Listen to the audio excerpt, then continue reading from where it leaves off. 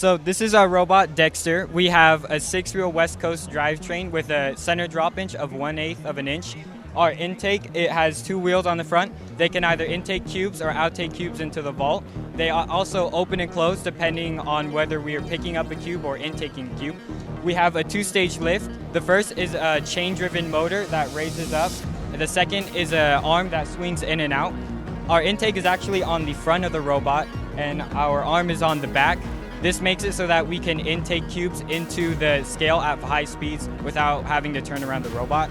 And finally, our robot is also very serviceable. You can see that there's a lot of open components on a robot. This makes it really easy for us to maintenance it at any time. And finally, we also have our chassis. So our overall dimensions of our chassis is 28 by 29 inches. And then you can see that we have our bumpers as well, which can switch to either blue or red depending on what our alliance color is. We competed in the Sacramento Regional at UC Davis.